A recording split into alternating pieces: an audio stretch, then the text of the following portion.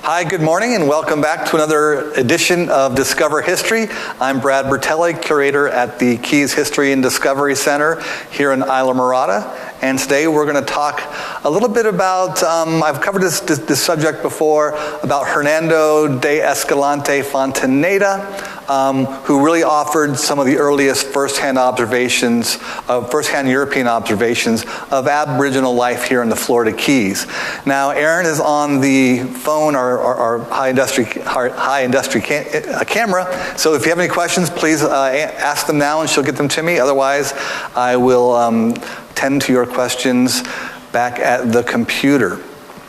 Now, about 1548, a merchant vessel or a Spanish vessel was departing Cartagena, Colombia, with people on board, also probably with a lot of New World treasures, or not treasures, but tobacco or woods or other items being shipped back to Spain. And the ship went from Cartagena, stopped at Havana for provisions and kind of get refueled, and then set out on the most dangerous part of its journey, trying to navigate the narrow Florida Straits, which is what we know them as today. Back in those days, better referred to as the Bahama Channel, that kind of navigates this system of thousands of coral reefs, with the Bahama Bank on one side, the reefs on the other side, and then also the island chain known by the Europeans back in those days as Las Marchas. Now, about the Lower Keys somewhere, as often as happened, countless times in these talks and throughout history, the ship encountered hurricane forces, and the ship was pushed against the reef, and it was destroyed.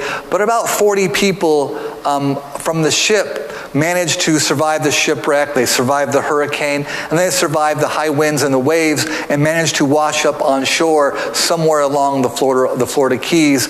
Probably most people think in the Lower Keys, maybe around Sugarloaf Key. But among the 40 or so survivors were two boys. And these boys had been the sons of a Spanish conquistador who, last name of Escalante, and his two boys were Hernando de Escalante Fontaneda, and then his younger brother, Alonso de Escalante Fontaneda. And these boys were being shipped back from Colombia, shipped home to the motherland of Spain in order to further their education. And as it turned out, of these 40 survivors, they were captured by the Calusa Indians at one point, and one by one they were sacrificed or killed by the Calusa. But for some reason that no one knows for sure why, the Calusa, I never pronounced this name right. The umbrella term will be chief, but it's cake, or it's C-A-I-Q-U-E. I'm going to have to ask Ryan or Tracy Ardren or somebody, or Bob Carr, to give me that how to pronounce that word one of these days. But it was the chieftain, Carlos, who was the chieftain of the Calusa people at that time. And if you're familiar with the southwest coast of Florida, San Carlos Bay is named after this Calusa chieftain, Carlos.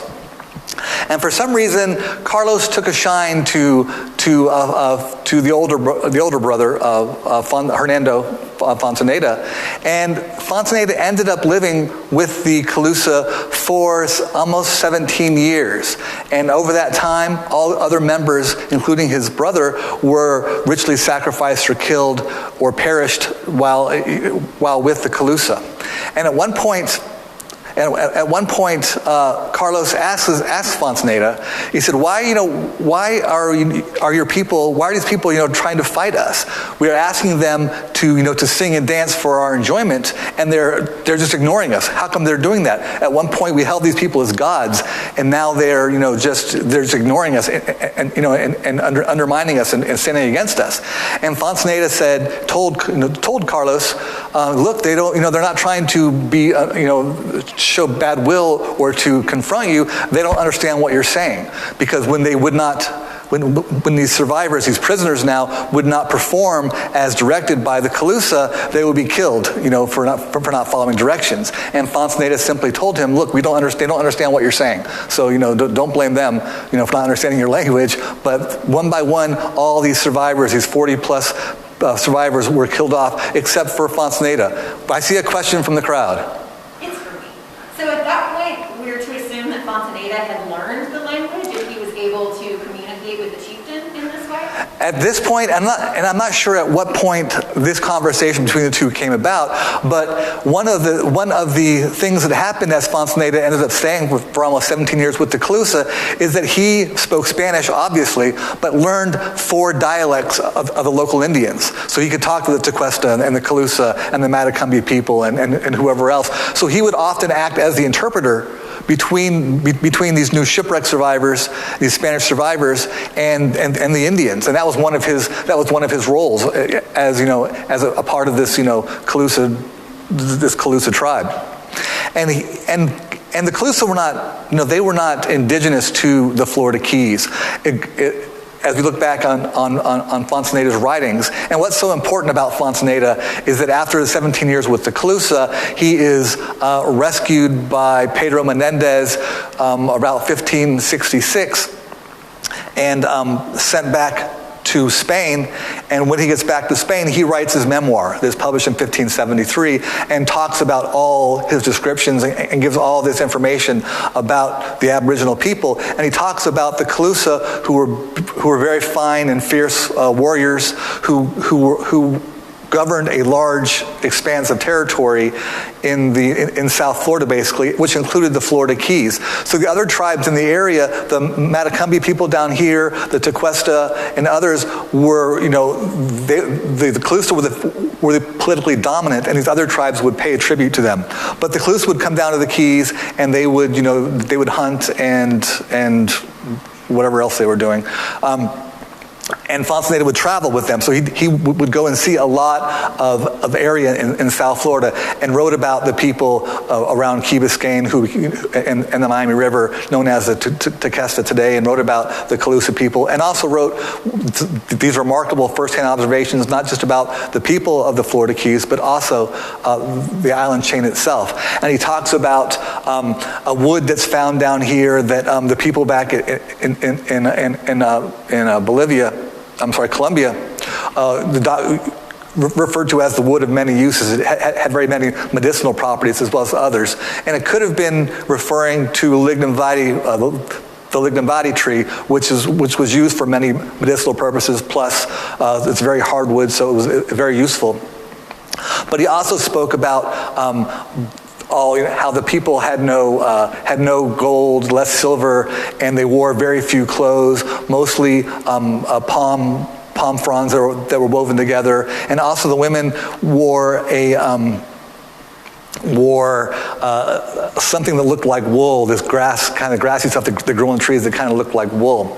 But he also talked about the island chain being so filled with fish and other food, but also more fruits that he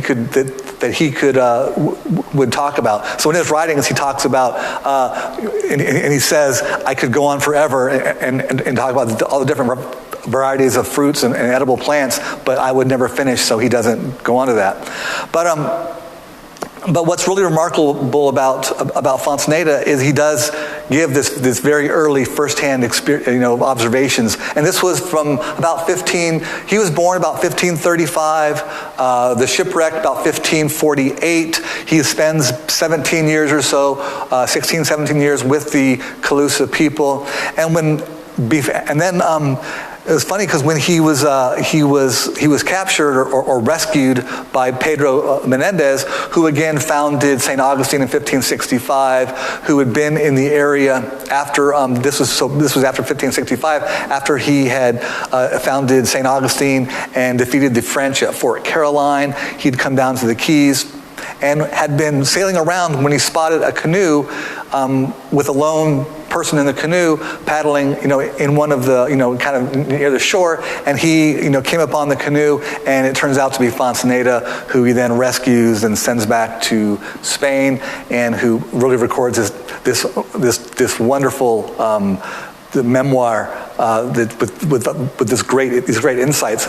And I'm going to read a quick passage about Fontaneda, what he wrote. And if you come visit the Keys, or visit the Keys History and Discovery Center, if you go on, this is our First People exhibit. And I do have a page about Hernando de Escalante Fontaneda, and it does kind of give a summary of the things I just said, with a lot of quotes from his memoir that relate specifically to the Florida Keys.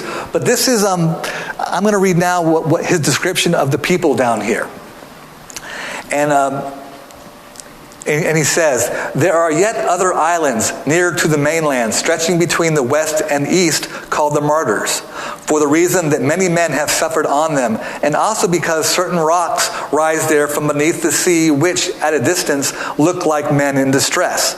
And that is a direct kind of relation to Ponce de Leon's version of why he named the island chain Los Martyrs. But then Fontaneda continues, Indians are on these islands who are of a large size. The women are well proportioned and have good countenances. The people are great anglers and at no time lack for fish. And it really is a great thing, a great text. This is a great kind of a great part of our exhibit here at the Keys History and Discovery Center. The Aboriginal history is tremendous, dating back more than 1,000 years. And that is just one of the great things you'll come to see here at the museum, and it's just some of the great information that you'll learn. Now, coming up, we do have on Wednesday night, we have a virtual lecture, a virtual presentation about the dry tortugas. There's the two presenters have a book about kind of a pictorial history of the dry tortugas. There's going to be a tremendous amount of great pictures that they'll be showing and talking a lot about history of the tortugas themselves, also Fort Jefferson and Loggerhead Key and the lighthouses down there. And so we're looking forward to that. You can find information to register for this event, which is free for our members. Another great reason to become a member of the Keys History and Discovery Center. All of these become free, or for a $5 donation for those of you who aren't members. And that helps us just to continue the great work that we're doing. And so you can go to our website at keysdiscovery.com, look under presentations, lectures, that's what's called, right? Lectures, or also on our Facebook page. There was a post on Sunday. There'll also be a post on Wednesday that'll give you a link to register for this great event we're all looking forward to. So thanks for tuning in. We look forward to seeing you next week, and where we'll discover more history. So you guys have a great week, and I'll see you then. Bye-bye.